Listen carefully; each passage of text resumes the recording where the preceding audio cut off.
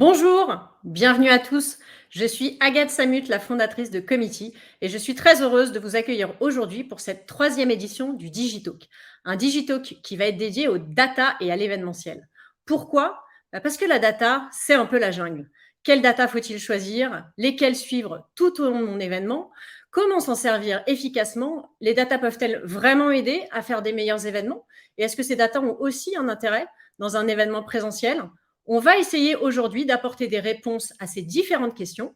Et pour ce faire, on a invité un panel d'experts, des experts en agence et en plateforme, qui vont venir partager leurs conseils, leurs bonnes pratiques, mais aussi répondre à vos questions. Donc surtout, n'hésitez pas à partager dans le chat vos avis, vos commentaires et vos questions, parce que c'est important que vous repartiez, vous, avec des réponses.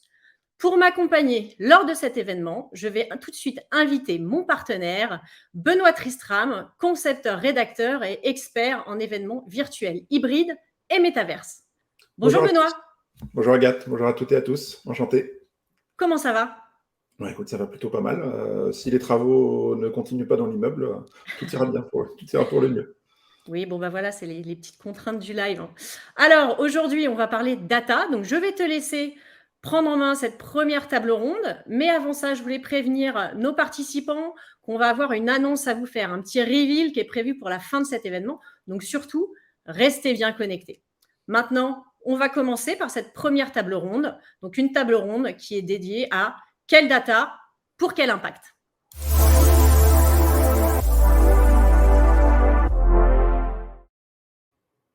Alors, bonjour à toutes et à tous. Je vais inviter, en fait, dans les événements, la question de la data, en fait, elle est essentielle.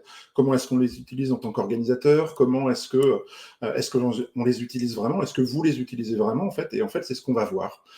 Et pour ça, j'ai avec moi la chance d'avoir aujourd'hui Pascal Jacques Gustave, directeur de l'innovation chez Havas Event, et Christophe Cousin, président de l'agence événementielle Win-Win. On les accueille.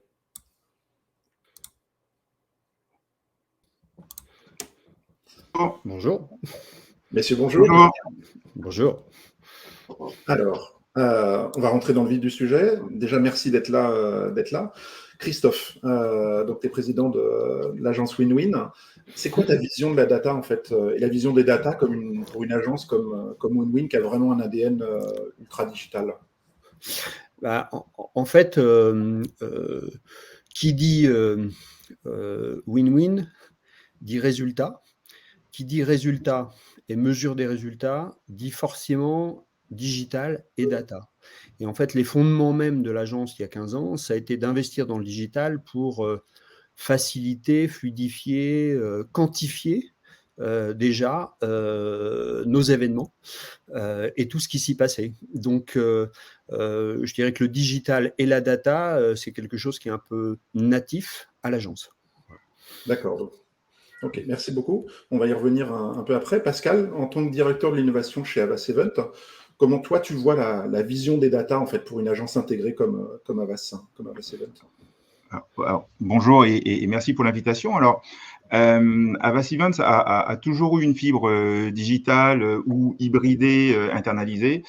Et je dirais qu'en fonction de l'importance des dispositifs, en fait, nous sommes une agence, on va dire, multispécialiste, donc de différents types d'événements. En fonction de l'importance des dispositifs, on va mettre en place des expertises internes ou des expertises complémentaires qui va s'appuyer sur nos cousins d'Havas Digital Factory, de Full Six ou de Média, chez qui il y a des spécialistes de la data et qui disposent d'outils très pointus, des data scientists, des spécialistes de l'influence et des réseaux sociaux. Donc, on a une vision très forte de la data qu'on utilise dans tous nos événements. D'accord. Et en fait, ça veut dire qu'il faut absolument des spécialistes pour gérer la data? Alors, pas forcément des spécialistes, pas forcément sur tous les types de projets. Ça dépend vraiment des types de projets, puisque les projets ont des niveaux de complexité assez variables. Dans certains cas, même si l'enjeu de la data est un enjeu qui est très important, leur captation et leur analyse restent assez simples et à la portée de chefs de projet événementiels bien formés. Dans d'autres cas, on a des événements qui sont construits autour de leur impact indirect, direct ou indirect. Par exemple, c'est le cas des stunts, dont l'impact se mesure essentiellement sur les médias classiques et les réseaux sociaux. Et donc là, la data va jouer un rôle extrêmement important. Il faut des outils d'analyse un petit peu plus pointus. Dans d'autres cas, la donnée peut faire elle-même l'objet d'une communication, puisque les KPI d'un événement peuvent faire l'objet de posts qui contribuent à leur tour à l'impact de l'événement. Donc, ça boucle un petit peu.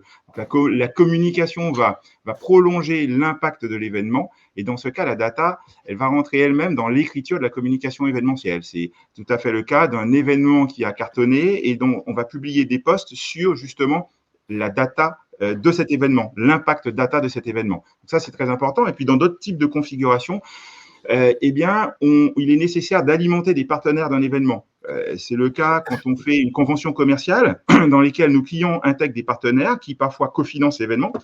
Et ces partenaires sont friands de data pendant l'événement, post-event. Et ce type d'événement qui s'apparente pas mal à des salons, eh bien, utilise énormément de données et la donnée est extrêmement essentielle pour ce type d'événement. Puis je dirais qu'il y a d'autres types de spécialistes qu'il ne faut pas oublier, qui sont venus se rajouter, même s'ils étaient là dès le début, mais ils prennent une place de plus en plus importante. Dès la réflexion, ce sont les juristes, hein, à la fois côté agence, mais aussi côté client et côté partenaire technique, puisque le RGPD maintenant prend une place très importante avec des impacts financiers non négligeables.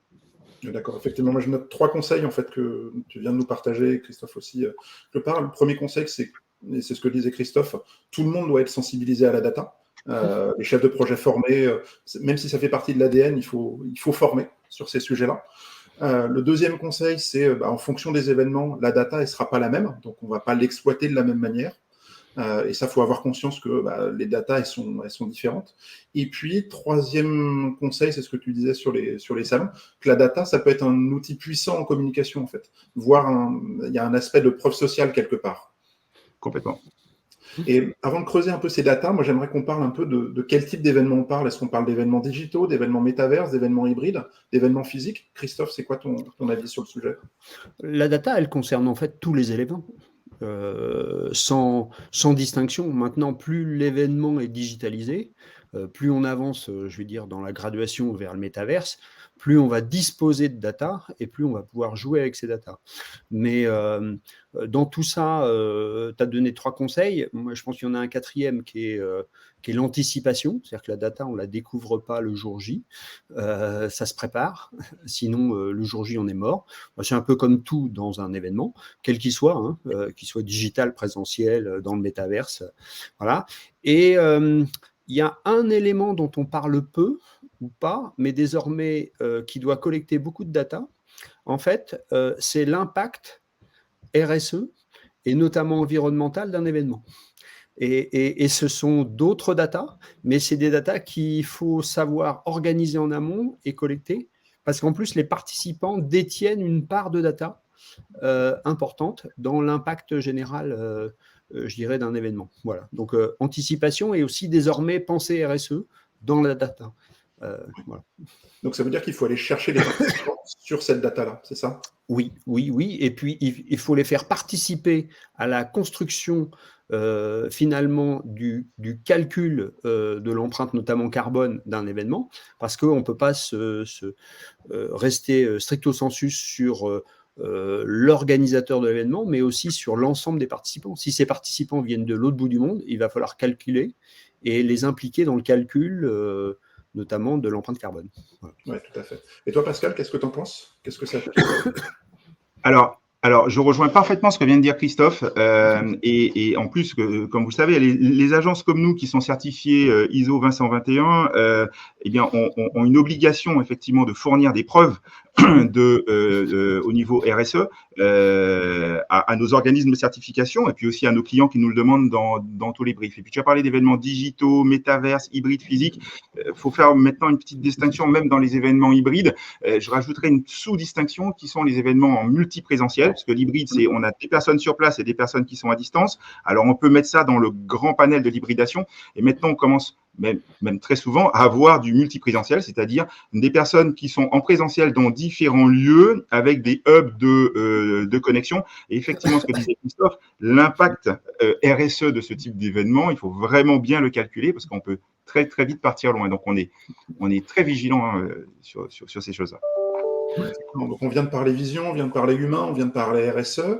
Si maintenant on creuse, on rentre un peu dans le sujet de la data, Christophe, selon toi, c'est quoi les plus importantes? C'est quoi les datas les plus importantes à collecter et à regarder? Alors, en fait, il faut peut-être regarder les choses dans l'évolution technologique des événements. En premier lieu, on avait les événements, qu'on va dire, présentiels ou live, et là, on était sur de la data, finalement opérationnelle, nombre d'inscrits, présents, no show, voilà. Et puis ensuite, on a découvert, et on a poussé, les événements digitaux, en e-live, et là, ça a révélé, en fait, l'importance, de data à la fois fonctionnelle et transactionnelle.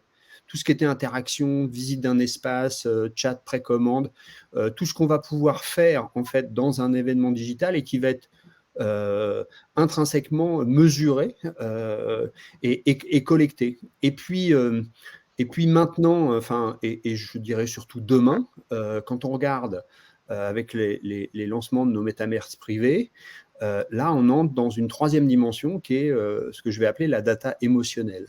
Puisqu'en fait, chaque participant, choisit son avatar et va, en fait, nous délivrer énormément de data émotionnelle, sur déjà le choix de son avatar, sur la dynamique de visite, des espaces, sur les actions, sur les points d'intérêt détectés, sur, les vitesses de déplacement, la transportation automatique, d'un espace à un autre, la posture, les interactions, enfin voilà.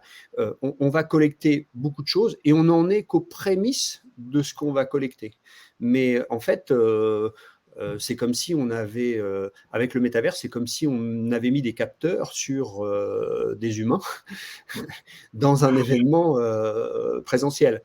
Ouais, complètement. On tend à ça. Ça peut faire un peu peur, mais je dirais quand même que c'est ce qu'on est en train de construire. Voilà. Ouais, c'est vrai, mais j'aime bien cette idée de data opérationnelle, fonctionnelle, transactionnelle et émotionnelle. D'ailleurs, n'hésitez pas dans le chat à nous dire ce que vous en pensez vous aussi, si ça vous parle. Et toi, Pascal, c'est quoi ton avis là-dessus? Est-ce que tu nous rejoins sur cette analyse? Très, très largement. C'est une très, très bonne définition et cette classification, elle est excellente. Sur la data émotionnelle, effectivement, qui prend une place de plus en plus importante avec le métaverse, modulo les aspects juridiques qu'il faut vraiment contrôler à ce niveau-là. Oui, la data émotionnelle. Alors, la data émotionnelle est déjà un peu présente dans des expériences présentielles, digitales ou hybrides. Alors, d'une autre façon, en live, par exemple, via les emojis reactions, ben voilà, typiquement, on a autour de la table tout à l'heure, je pense qu'on aura des professionnels de ça, on a des plateformes qui sont excellentes pour faire remonter des réactions emoji, où là, on va, pendant un événement, à savoir à quel moment les gens réagissent beaucoup, s'ils sont contents, s'ils sont mécontents. Et puis post-event, évidemment, mais ça, c'est pas nouveau, les questionnaires de satisfaction qui vont faire remonter une data qui est plus qualitative que quantitative sur les moments qui ont été plus ou moins appréciés, au-delà du nombre de personnes qui est venu et de la rétention qu'ont pu avoir ces événements. Peut-être rajouter un point sur la data, on va dire générative, quand on parle des événements digitaux, c'est-à-dire que, ou pas que, hein, la data générative, ce qu'on appelle les UGC, hein, les User Generated Content, qui sont typiquement quand on va sur un salon, on prend un stand en photo qu'on envoie sur les réseaux sociaux avec un hashtag ou même sans hashtag, mais en citant la marque, eh bien, on va pouvoir collecter toute cette data qui a été générée par des personnes qui participent à l'événement. Puis, je dirais qu'il y a un dernier point à considérer, c'est peut-être la distinction entre la data que j'appelle passive et la data active, qui est plutôt liée à la façon dont on capte cette data. La data passive, c'est tout ce qu'on peut récupérer sur les personnes qui sont présentes à un événement en fonction de leur déplacement. Alors, si on parlait tout à l'heure de métaverse, en fonction de leur comportement, hein, je viens ou je ne viens pas à un live, je viens ou je ne viens pas à un workshop. Et puis, la data active, c'est la data qui va demander la participation des invités. On va leur demander explicitement ce qu'ils en pensent. Alors, au-delà des questions de satisfaction post-event, je sors d'un workshop, on va me demander instantanément ce que j'en ai pensé. Donc, on va récupérer une data, mais là, pour le coup, qu'on va demander à l'utilisateur. Donc, moi, l'architecture de la data événementielle, elle est très, très, très large. C'est très gigogne et c'est la raison pour laquelle je rejoins Christophe là-dessus. Il faut absolument anticiper la data qu'on va récupérer. Ouais, donc effectivement, quatrième conseil qu'on peut noter, c'est vraiment anticiper la data en amont parce qu'on a vu qu'il y avait plein de types de data très différents à collecter, voire même de la non-data, hein, si je peux parler ainsi, les choses que les participants font ou ne font pas, qui sont aussi de la data en fait. presque l'invisible fait aussi partie de la data, et il faut en avoir conscience pour, derrière, pouvoir l'analyser. Ce qu'on n'a pas dans les analyses sont des choses importantes. Donc, en fait, il y a quelque part, la data, elle n'est pas à prendre à la légère, en fait. Elle vient vraiment nous servir à construire des événements qui ont un vrai impact, en fait, si on revient un peu sur cette notion de RSE. Qu'est-ce que tu en penses, Pascal ? Ah oui, complètement. Et puis, la data est une chose extrêmement importante qu'on ne peut pas prendre à la légère. Et parfois, la data peut avoir un impact sur le design même de l'expérience événementielle en elle-même. C'est-à-dire, si on sait qu'on a absolument besoin de capter un certain type de data, eh bien, on va parfois construire un chemin dans l'événement qui va nous permettre de capter cette data. Quand Christophe parlait à l'instant de la nécessité de l'anticiper, c'est important parce que il faut anticiper les délais. C'est-à-dire dans quel délai vais-je devoir fournir cette data à mon client? Est-ce que c'est pendant l'événement? Est-ce que c'est après l'événement? À quelle fréquence vais-je devoir lui restituer cette data? Pendant l'événement, est-ce que je vais devoir lui donner le nombre de participants à l'événement, ou est-ce que je vais devoir lui donner ce nombre de participants tous les quarts d'heure, toutes les demi-heures? Ça mobilise plus ou moins de temps et de force de nos équipes. Ça dépend évidemment du type d'événement. Et puis, dernier point, anticiper la granularité de la data qu'on souhaite remonter en fonction des moments de l'événement, avant, pendant, après. Parce que certaines datas nécessitent un temps d'analyse, surtout pour des événements qui sont complexes, avec de l'hybridation, avec des invités qui commencent leur parcours online, qui le terminent on-site, d'autres qui se connectent en digital alors qu'ils sont sur place. Et en fait, si ces choses sont pas anticipées, on peut fournir à notre client des chiffres qui potentiellement seront erronés 48 heures après l'événement parce qu'on les aura sous-évalués ou surévalués. Donc, il faut que dès le départ, ça paraisse crédible. Enfin, il faut être crédible quand on fournit de la data à nos clients. Oui, effectivement. Là, la data, elle nous vient, et typiquement, sur cet événement, au début du live, on était 46. Un quart d'heure après, on est 81. Et ça continue encore de monter. Donc, ça, typiquement, c'est ce qu'on appelle de la data fraîche, effectivement. Mais après, il y a effectivement un temps d'analyse. Et ça, c'est des choses dont on parlera un peu plus tard. En tous les cas, moi, ce que je retiens comme 5e conseil, quelque part, c'est prendre le temps le jour J, en fait. De ne pas hésiter parce que la data, elle peut être complexe. Qu'est-ce que vous en pensez sur cette complexité de la data? Elle est ultra complexe. Elle est ultra complexe à structurer, à préparer, à comprendre et à parfaitement analyser. Parce qu'on peut lui faire dire aussi beaucoup de choses, tout et n'importe quoi. Faut faire extrêmement attention. Enfin, c'est comme les sondages, c'est comme beaucoup de choses comme ça. Ça doit être parfaitement préparé, et puis il faut être sûr de ce qu'on est en train d'analyser, parce que on peut faire des raccourcis dans l'analyse qui peuvent être de l'ordre du débile, quoi. Donc tout ça se prépare en amont, avec quand même un objectif, c'est le retour d'expérience et c'est l'amélioration. Donc, faut être avant tout aussi avec une chaîne de compétences qui a envie de progresser, avec des clients qui ont envie de progresser, avec des clients qui ont envie de savoir la vérité, avec des agences qui acceptent la vérité aussi. Parce que la data va peut-être nous faire dire qu'on s'est gouré. Oui.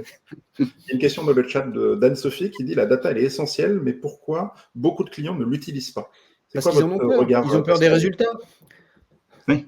Va dire à un speaker qu'il a emmerdé tout le monde. Si en plus le speaker est dirigeant de cette entreprise, c'est problématique. Remonter cette data-là, ça n'arrange pas tout le monde. Bon, je force un peu le trait, mais il y a de ça aussi. C'est très compliqué pour des directions marketing ou des directions générales d'accepter le jugement qui va sortir de la data, et d'accepter de se dire qu'on s'est gouré, que ça n'a pas intéressé, que là où on a beaucoup investi, ça n'a rien donné. Voilà, il faut accepter ça. Ouais. Et toi, oui, Pascal, oui. Vas-y. C'est quoi ton ressenti par rapport au fait que est-ce que c'est une analyse que tu as aussi où il y a quand même beaucoup de clients qui n'utilisent pas cette data, ou en tous les cas qu'on a peut-être un peu peur? Oui, et on a même parfois des demandes très en amont où il faut absolument beaucoup de data, et puis quand arrivé quelques temps avant l'événement, on dit non, finalement, on ne va pas remonter cette data parce que justement, elle fait peur un petit peu au dernier moment. Après, elle peut faire peur à nos clients, à nos annonceurs, mais il ne faut pas se leurrer. Elle peut aussi faire peur aux agences, puisque les agences sont régulièrement mises en compétition chaque année pour chaque événement. Et donc, remonter des datas qui ne sont pas très positives, ça peut faire peur aux agences. Et moi, j'ai une vision qui est extrêmement précise là-dessus. Il faut remonter. Nous, on a un devoir de transparence vis-à-vis de nos clients. S'ils ne veulent pas l'avoir, la data, d'accord, on ne leur donne pas. Mais quand on fait le rétex post-événement, on se doit d'indiquer les choses qui ont fonctionné et les choses qui n'ont pas fonctionné, de se remettre en cause et de proposer des voies d'amélioration. C'est indispensable. J'ai un dernier point aussi là-dessus, c'est que nos clients n'ont pas toujours conscience de la complexité qui se cache derrière la data et de la façon dont de l'investissement parfois qu'on doit y mettre derrière. La data, ça a un coût, hein, ça a un coût d'acquisition et il y a une forme de complexité. Nos clients ne comprennent pas toujours cette complexité. Ils ne comprennent pas pourquoi on leur donne un chiffre à un moment donné, un autre chiffre à un autre moment. Juste un exemple de la complexité, on fait un simple live sur YouTube ou via Akamai. En live, on va avoir un chiffre et a posteriori, on va avoir des chiffres qui vont varier en termes d'importance ou de granularité, parce que la data va s'affiner, tous ces outils vont nous donner une donnée qui est de plus en plus fine au fil du temps. Donc, être prudent sur les promesses de livrables à nos clients. 2, être extrêmement transparent et faire de la pédagogie. A priori, une question qui est pour moi, c'est penses-tu qu'une agence événementielle doit intégrer aujourd'hui des data scientists ou que les chefs de projet event doivent apprendre une nouvelle expertise? Eh bien, en même temps, il faut les deux. C'est-à-dire qu'en fait, la première chose, c'est qu'il faut que les chefs de projet soient formés, sensibilisés à la data, parce qu'en fait, ce sont quand même eux qui sont le hub d'un événement et qui sont en relation avec le client. Donc, s'ils ne comprennent pas ce qu'on fait avec de la data, on est mal barré. Mais à un moment, c'est comme dans toute expertise nécessaire dans la construction d'un événement, oui, on fait appel à des experts. Et les experts, c'est les data scientists. Dans ce cas-là, au même titre que le chef de projet fera appel à un scénographe ou à d'autres métiers, mais s'il ne comprend pas la scéno, on va avoir du mal. Voilà. Ce qui veut dire aussi que le métier de chef de projet est un métier de plus en plus multispécialiste, très compliqué, parce qu'en fait, il faut tout comprendre, faut être formé quasiment à tout pour pouvoir parler avec tout le monde et pas faire de conneries. Voilà. Effectivement. Donc, effectivement. Non, mais les chefs de projet, c'est à la fois le maillon fort et le maillon faible, et ça devient de plus en plus complexe. Et nous, ce qu'on a vu quand on a pris ce virage très fort dans les événements digitaux, c'est que nos chefs de projet, on a failli les tuer. Donc, c'est pour ça aussi qu'on a créé la eLive Academy, qu'on les a formés, parce qu'en fait, tout d'un coup, ils se retrouvaient responsables de 100% de l'événement. Alors que globalement, sur un événement présentiel, ils sont responsables de 20 à 25% de l'événement. Parce que le reste, ce sont des multi-experts qui interviennent, puis qui interviennent dans un écosystème qui a l'habitude de travailler ensemble. Machin. Dans le digital, faut être maître de tout. Puis il faut être maître de tout, en plus, avant. Parce que le jour J, c'est mort. Oui, c'est ça, très anticipé, notamment avec les DSI sur les événements. Les événements corpo, on connaît les problématiques. Effectivement, il y a plein de questions, je vois qu'il y a plein de commentaires dans le chat, on va prendre le temps d'y répondre. Si on focus un petit peu, on a, nous, identifié 10 facteurs clés de succès, 10 KPI qui viennent compléter en fait ce que vous dites sur la data. C'est le taux de présence, c'est le visionnage des replays. Ça fait partie intégrante de votre événement. C'est l'uptime. L'uptime, c'est le moment où le participant va être connecté. C'est vraiment sa durée de connexion dans sa globalité. Même s'il y a des moments où il a coupé, mais qu'on le retrouve dans sa globalité, ça c'est important. Ça permet de savoir, j'ai coupé, hop, je reviens, et si je reviens, ça veut dire qu'il y a des sujets qui m'intéressaient et d'autres sujets qui ont été traités qui ne m'intéressaient pas, ou de la manière dont ils ont été ils ont été traités n'étaient pas intéressantes. Voilà, c'est les indicateurs d'usage de la plateforme, c'est toute la question du parcours participant, le nombre d'interactions, bien évidemment. Tout ça, c'est des choses dont on va reparler aussi dans la deuxième table ronde qui va suivre sur justement avec les plateformes. Moi, ce que j'aimerais voir un peu avec vous avant de passer aux questions, c'est pour les événements physiques, la data, elle est tout aussi importante, on en a un peu parlé. Comment est-ce qu'on peut la collecter quelque part? Parce qu'à partir du moment où on l'analyse sur le digital, sur les briques, sur le métaverse, est-ce qu'il y a des possibilités, des enjeux? Je pense qu'aujourd'hui, il y a un élément qui est quand même l'apse de participation à un événement présentiel qui va nous permettre de faciliter, fluidifier, mais aussi mesurer pas mal de choses, notamment sur des événements corporate où on a des plénières, des workshops. Et si on veut collecter en plus tout au long du fil de l'événement, la satisfaction même des participants à chaque workshop ou autre, pour moi, c'est un peu l'outil incontournable aujourd'hui. Voilà. Oui, clairement. En fait, et bien sûr, parce que c'est vrai qu'on parle beaucoup aujourd'hui de digital, parce qu'on est dans le digital et on le sera sans doute demain encore, puisque le Covid reprend un petit peu de force en ce moment. Et puis le métaverse arrive, donc c'est une autre forme de digitalisation des événements, mais il faut se dire un truc, aujourd'hui et demain et pour longtemps encore, le présentiel va rester quand même l'essentiel de nos événements.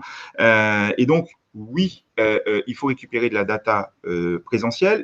Les outils qu'on utilise depuis très longtemps de guest management nous donnent déjà pas mal d'informations, mais surtout des informations sur des intentions j'ai l'intention de me rendre à la plénière, j'ai l'intention d'aller dans tel workshop. Il faut savoir qu'au moment du live lui-même, le fait de récolter la data de présence réelle, tout ça, ça a un coût, surtout quand on est en présentiel. Quand on est en digital, on sait identifier qu'il y a des gens qui sont venus ou pas venus dans le workshop, dans la plénière. Quand on est en présentiel, il faut identifier que ces personnes-là sont venues. Alors, la question n'est pas tellement comment récolter toutes ces données, parce qu'on a plein d'outils qui permettent de récolter cette data en présentiel, plus ou moins sophistiqués. Alors, on a de l'humain, on a du digital, on a de la tech qui nous permettent de récupérer ça, des tapis connectés, bon, il y a plein de choses. La vraie question, c'est est-ce qu'on a besoin de toutes ces données parce que ça a un coût. Pour en faire quoi? Et pour quelle exploitation légale? Très important. Et le coût, ça peut être un arbitrage. Donc, se poser la question, est-ce que le jeu en vaut la chandelle? Est-ce qu'on a besoin d'avoir toutes ces informations tout le temps? À partir du moment où on les exploite, oui. Si on n'a pas à les exploiter, ça ne sert pas à grand-chose. Donc, il faut mesurer de quoi on a besoin. Quel est le niveau de granularité? Et puis, est-ce qu'on est sur un événement ponctuel ou est-ce qu'on est sur un événement récurrent? Parce que du coup, si on est sur un événement récurrent, on a des métriques qui doivent être un peu stables dans le temps. On peut comparer des choses qui sont comparables.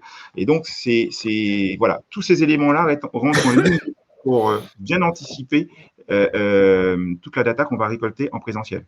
Je rebondis sur la question de Julien par rapport à ce que tu viens de dire. Est-ce que la data, elle doit être monétisée et vendue dans la prestation? Alors, monétisée, oui. Vendue, on essaye. Tout le temps, on n'y arrive pas toujours. On parlait de la complexité des choses. Il faut faire beaucoup de pédagogie pour que nos clients comprennent que ça coûte de l'argent. Il faut mettre des spécialistes en face dans certains cas. Il faut mettre des outils en place pour récupérer de la data. Et donc, il faut aligner les planètes entre le niveau de granularité qu'on souhaite avoir et la fréquence qu'on souhaite avoir dans la data qu'on va récolter et le prix qu'on est prêt à y mettre. Il y a des choses qui sont faciles à comprendre. Si on met un hôte ou une hôtesse à l'entrée de chaque salle de réunion pour scanner un badge, ce n'est pas la même chose que quelqu'un qui vient en digital et qui se connecte et pour lequel il n'y a pas un supplément financier à rajouter à la chose. C'est clair que ça doit être vendu et que c'est dur à vendre. Voilà. Parce que c'est beaucoup de temps et beaucoup d'expertise. Ouais. Mais c'est vrai que les clients ont du mal à comprendre pourquoi ça prend tant de temps, puisque finalement, on a fait un événement, par exemple, digital, forcément, on a toutes les datas. On appuie sur un bouton, ça sort sur un tableau Excel, et puis ça génère des graphiques automatiquement. Ouais. Pourquoi ça vaut ça? Bon. Moi, j'ai une dernière question avant de passer aux questions de ceux qui nous écoutent. Christophe et Pascal, en commençant par toi, Christophe, c'est quoi le tips, quel tips tu peux nous partager pour ceux qui accompagnent les clients, comment les accompagner sur les sujets? Si tu as un tips à nous donner, ce serait quoi? Nous, à l'agence, on a établi un brief data, ce qui veut dire que d'abord, on forme nos chefs de projet à ça, et ensuite, on a quand même un canevas qui analyse en fait tout ce qu'on peut collecter comme data avant, pendant et après l'événement. Il ne faut pas oublier qu'il y a le après l'événement aussi. Voilà. Et ensuite, les principaux tips, en fait, c'est d'être aussi dans une dynamique. C'est-à-dire que je lance mon événement, j'ai un programme d'invitation, je ne suis pas au niveau de participants que je souhaite, eh bien, la data, elle doit permettre dynamiquement de corriger les choses, de compenser les choses. Voilà. Donc, la data, c'est un allié, en fait. Si on veut bien s'en servir, l'analyser, avoir construit presque un parcours parallèle en data, toutes ces datas, elles vont nous alimenter dans la performance de nos événements. La construction en amont et notamment les programmes d'invitation, parce qu'aujourd'hui, on a une très grande volatilité des audiences dans tous les événements, qu'ils soient présentiels, hybrides ou digitaux. Eh bien, la data, elle doit nous permettre de nous donner des indicateurs par rapport à tout ça. Voilà. Ok, très clair. Ce que je vous propose, c'est qu'on accueille de nouveau Agathe avec on va prendre une ou deux questions de la part du chat, et puis et je vous laisse y répondre. Tout à fait. Donc, moi, j'ai gardé l'œil sur le chat et sur les commentaires. Une question qui était intéressante, qui a été posée par Face, c'est la data, c'est bien, mais comment l'utiliser pour améliorer l'avenir? Et surtout, ce qui l'intéresserait, c'est de savoir s'il y a des exemples de comment, justement, grâce à la data, on a réussi à augmenter l'impact de son événement. Si je puis répondre, en fait, déjà, il faut être dans un programme événementiel. C'est-à-dire qu'en fait, analyser les datas d'un événement, c'est intéressant en rétex si on se prépare à produire le même type d'événement dans le futur. Mais si l'événement est radicalement différent, celui d'après, on va avoir du mal à progresser. C'est là où, quand on organise soit des salons, soit des conventions qui reviennent, qui se répètent, là, on va vraiment progresser. Mais s'il y a vraiment des grosses différences à chaque fois, ça va être assez compliqué. On va apprendre des choses, mais voilà. C'est parfait. Pour compléter ce que tu dis, Christophe, il y a un point qui est essentiel, c'est que on a plein de touch points, sur un événement. Alors oui, on a parlé des entrées, mais on va parler d'un photocall, on va parler de plein de choses. Donc tous ces éléments, tous ces touch points vont produire de la data. La complexité, ça va être de faire une analyse en se disant, attention, est-ce qu'on dit toutes choses égales par ailleurs ou pas?